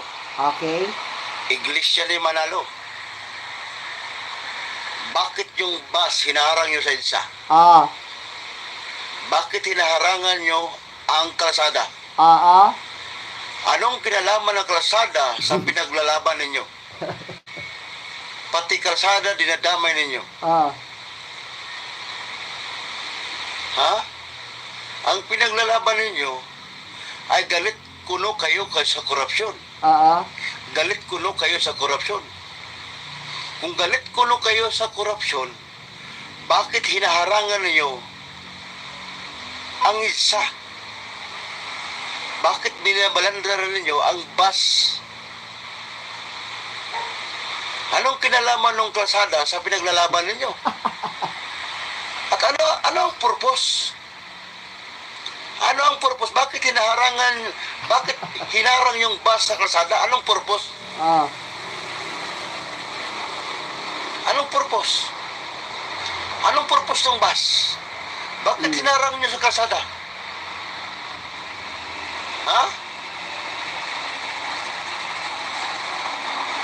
Ano na nangyayari sa inyo?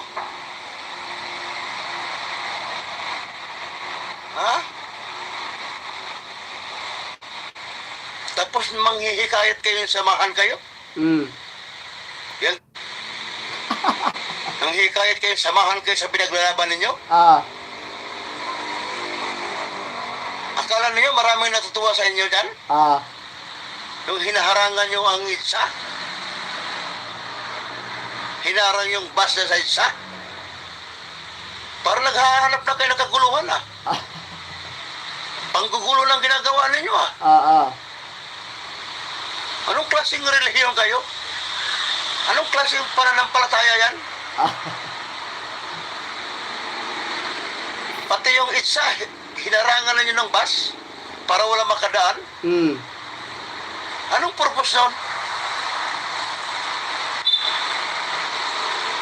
Guys, palike po. Nangaabala kayo ng mga motorista. Pati yung mga manggagawang mga mahirap, hinaharangan ninyo. Nasamahan kayo sa pinaglalaban ninyo. Tama ba yun? Para kayong wala mga isip Sabi ni Big Na Sam Paul iharang-harang yung Bobo. bus sa EDSA para wala makadaan. Okay na. Anong klaseng relihiyon kayo? Mm. Para na kayo may mga sungay ah. Tinutubuan na ba kayo ng sungay? Sa palagay ninyo, tama ba yung ginagawa ninyo? Ah, Na iharang yung bus sa EDSA? Mayroon pa ba kayo natitira pag-iisip? mm. May natitira pa ba kayo pag-iisip?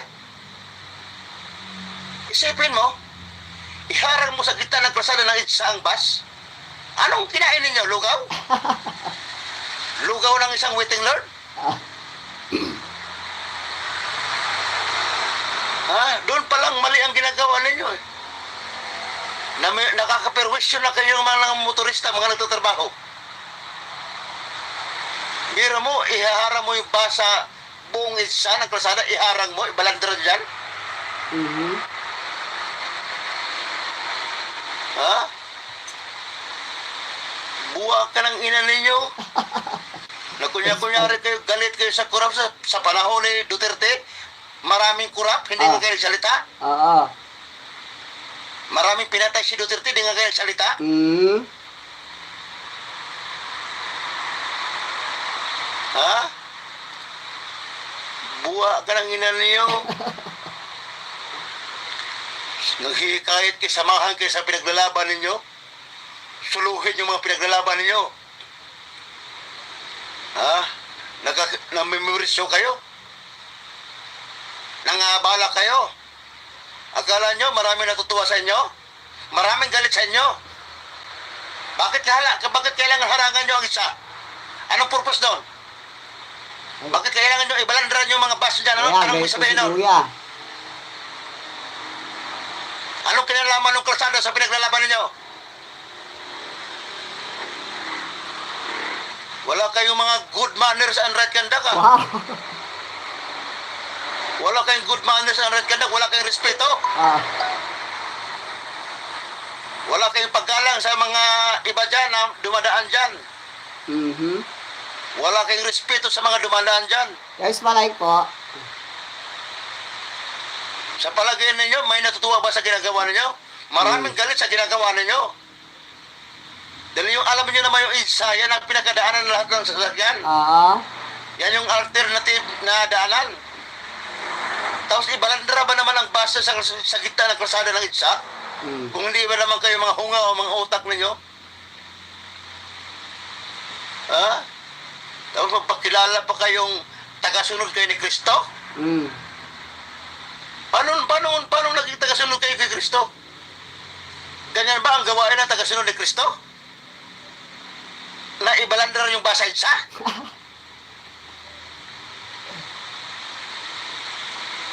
Ha? Gwapo ni Kuya. Wala kayong respeto sa mga kapwa ninyo, mga ano. Marami kayong mga inaabala dyan. Wala kayong galang, wala kayong respeto, wala kayong mga good manners and right conduct. Anong kinalaman ng kalsada sa pinaglalaban ninyo? Ah, Ba't kailangan nyo iharang yung bus? Anong kinalaman dyan? Kakapalang mga mukha nyo ah. Mga bastos kayo. Napakabastos ninyo. Ha? okay, dito na kay Atty. De Leon. Guys, palike po ng ating live. Pa-subscribe na rin po. Maraming salamat po. Kaya may galab shoutout po sa ating po mga live viewers dyan. Marami ang nagulat Salamat at po sa naperwisyo mga nag-like. dahil sa isinagawang rally ng INC sa EDSA. Humigit kumulang 1 linggo bago magsimula ang impeachment trial ni Vice President Sara Duterte. Okay. Konektado kaya ito? Pag-usapan natin yan kasama ang public interest at human rights lawyer at syempre isa sa mga host ng With Due Respect, si Attorney Dino De Leon. Magandang gabi, Attorney Dino, at welcome back sa Arangkada Balita. Guys, parang kahawig ni Harry Roque to, no? Parang kahawig. Gabi, Jack, at sa lahat ng ating mga manonood at mga nakikinig. Yes, Attorney Dino, una, ito nga marami nagsasabi, although nagbigay na ng statement ang INC at sinasabi nila bilang suporta nga ito sa kanilang miyembro at si Senator Rodante Marcoleta. Pero marami nagsabi hindi lang talaga yun ang rason kung bakit sila nandyan. Kasi nga daw parang tinetesting na daw nila ito para sa impeachment trial ni VP Sara. Well, una, siguro para sa mga kapatid natin sa Iglesia ni Cristo, tingnan siguro natin kung tayo ay nagpapagamit at ginagamit ng mga politiko at para sa politika sa Pilipinas at para pigilan yung pananagutan. No? So nagtataka lang ako, dalawang bagay. Una, hindi ba isa sa doktrina sa Iglesia ni Cristo dapat hindi umaanib sa politika? Tama. Yung kahit na sinong iglesia. In fact, marami Tama na naman, di ba, guys?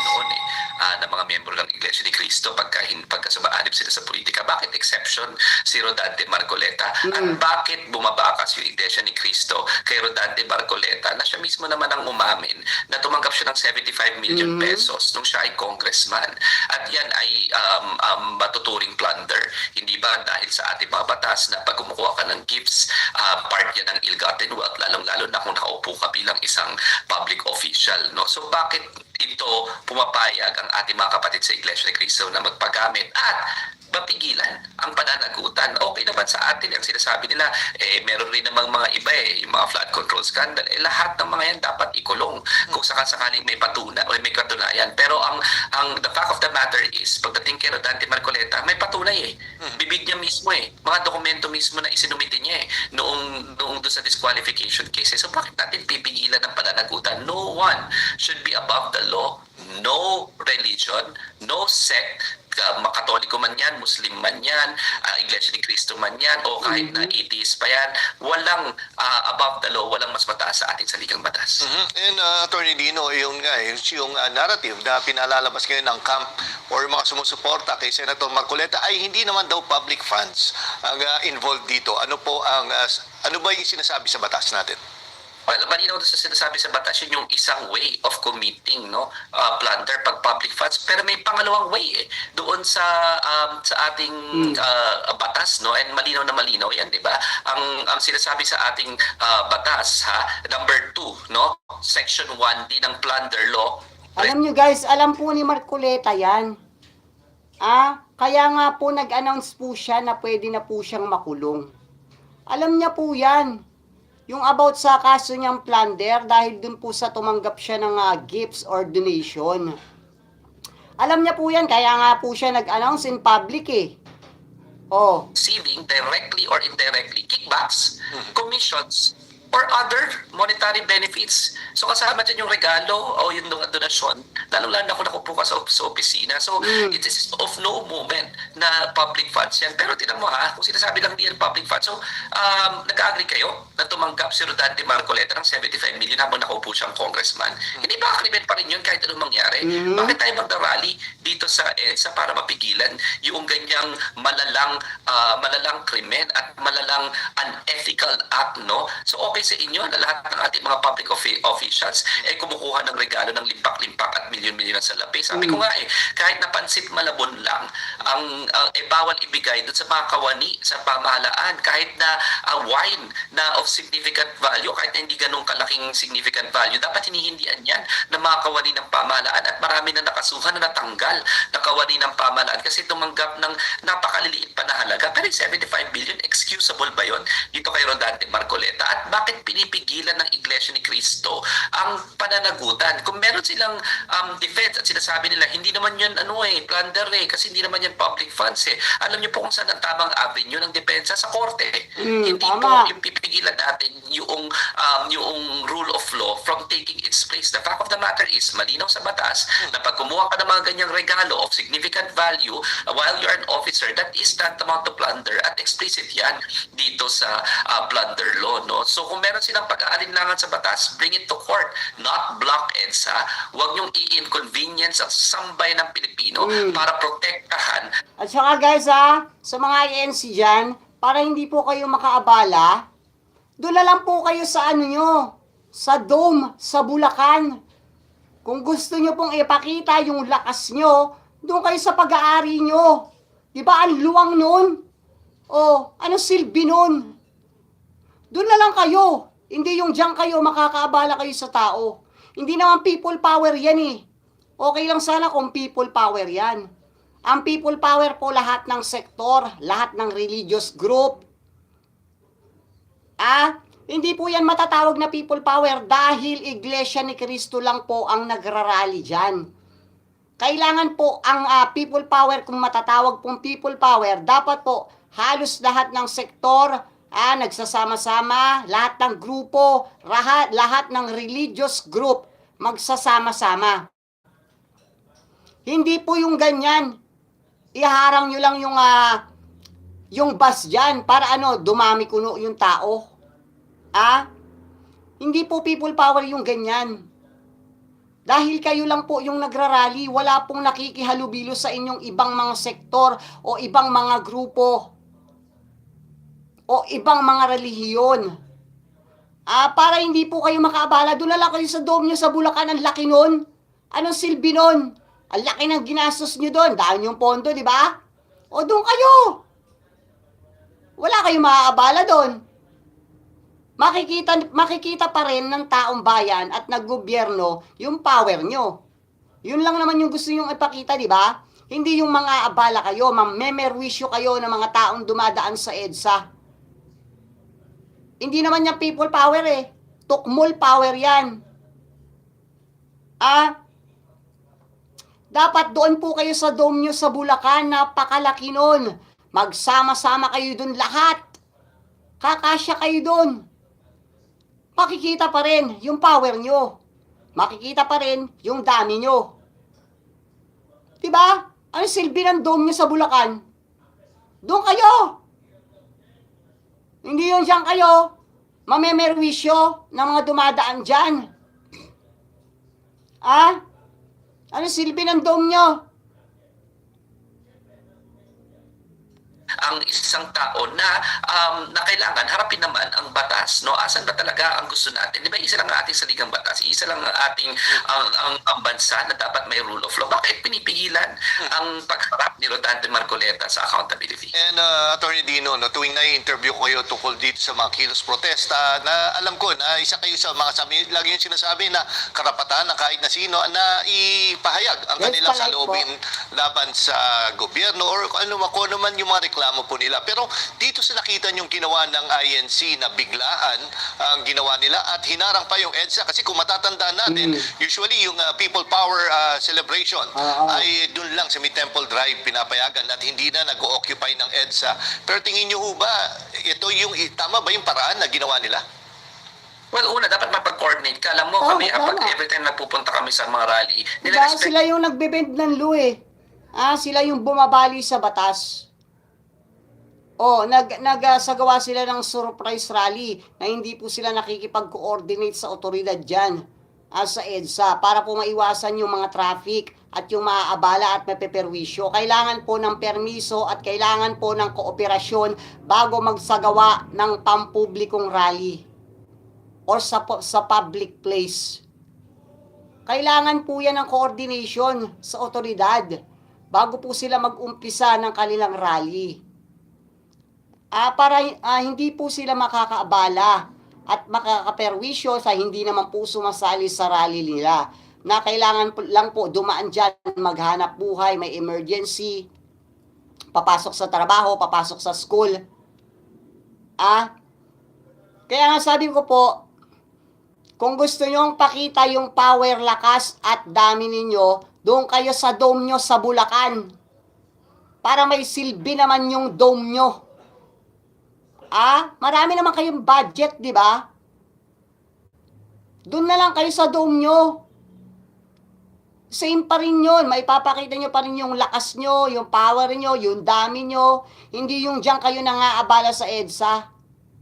Ito namin yung gobyerno para makapag-prepare sila ng logistics, pa-anunsyo sa publiko na merong ganyan para makapag-prepare sila. Ito parang binigla eh. Tapos hinarang pa yung mga bus. Dapat nung hinarang yung mga bus, ikaw budget, pwedeng harangin mo yung sasakyan mo sa EDSA. Nang ganun na lang. Bawal, di ba? Dapat tinuyan. So dapat matuyan, no?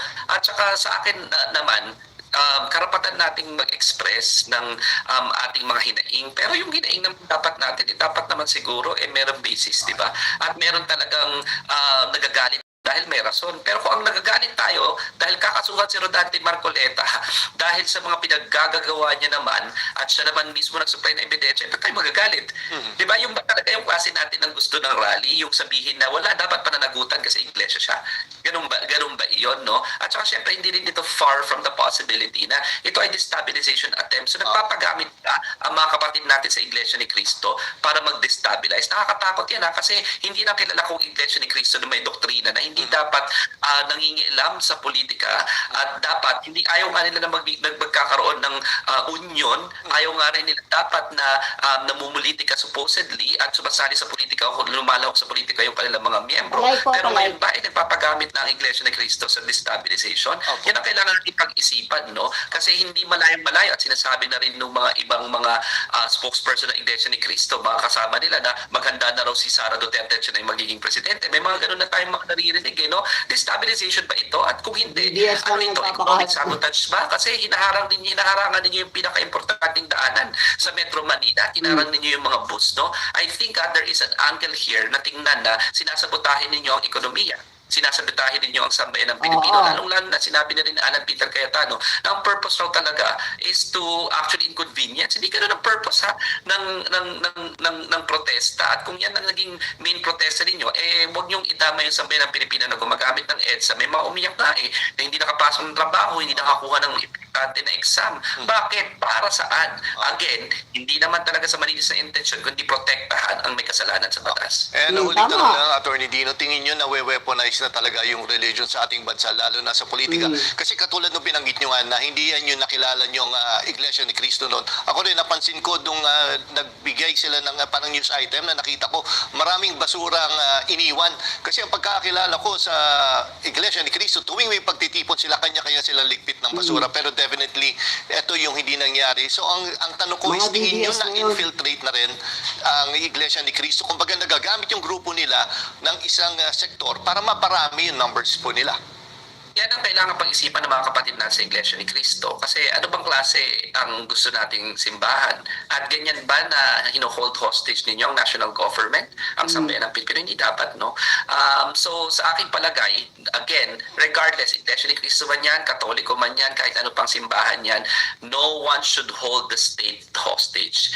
Ginagawa lamang ng mga ito, yung mga trabaho nila, kasi trabaho nila na tugisin yung mga corrupt, yung tugisin yung mga tiwali. Bakit tayo magbibig ng exception to the rule just because Iglesia labang sila? No? So sa aking mga kapatid sa Iglesia ni Cristo, pag-isipan natin, no, papayag ba tayo na nagpapagamit tayo sa mga ganito? No? Ito ba ang gusto natin na moralidad? Ito ba yung gusto nating ipamala sa ating mga salinlahi, sa inyong mga anak, na dapat merong mga tao na hindi pwedeng mapanagot sa batas? At gusto ba natin na ganyan tayo, sasabotahihin natin ang national government, ang sambayan ng Pilipino, just because hindi tayo nasusunod? Pag-isipan natin mabuti yan. At yes, I agree with you, Jack, na maraming instances na yata na nagagamit not as a force for good ang mga simbahan ng mga relihiyon. Kaya kahit tayo mag-ingat din, at just because kasapi tayo, hindi ibig sabihin nawawala na ng ating personal agency para questionin, no? Ganyan din naman sa simbahan Katoliko, ganyan nagsimula ang Protestant movement, di ba? Pag may excesses ang ating sariling relihiyon,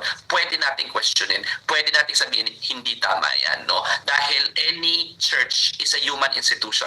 It's a human church and therefore it can also commit mistakes. Okay, nako, maraming salamat, Attorney. Ayan guys, dyan sa mga Iglesia ni Cristo, kung gusto niyo pong wala kayong maabala, maperwisyo, doon po kayo sa dome nyo sa Bulacan. Doon na lang po kayo mag-rally, para wala na po kayong maabala at maperwisyo na dumadaan po dyan sa EDSA. Aanuhin nyo yung dome nyo sa Bulacan. Gamitin po ninyo yung dome nyo sa Bulacan. Para naman po may pakinabang at hindi kayo makaabala. Shoutout po, Randy, Asis, Kulto, Iglesia ni Kulto. Kaya nga guys, sabi ko nga po sa mga Iglesia ni Cristo na nagrarally po dyan sa EDSA, lumipat na po sila doon sa dome nila sa Bulacan. Magsama-sama silang lahat doon, kahit po milyon yung bilang nila, kakasya sila doon, maipapakita pa rin po nila yung kanilang lakas, power, bilang, na hindi po sila makakaabala at makakaperwisyo sa mga tao dyan sa EDSA. Ayan guys, hanggang dito na lang po muna yung ating live. Maraming salamat po sa atin pong mga live viewers. Maraming salamat po. Mag-ingat po ang lahat. God bless po once again. June Pinas para sa Pilipinas at para po sa Pilipino. Bye guys!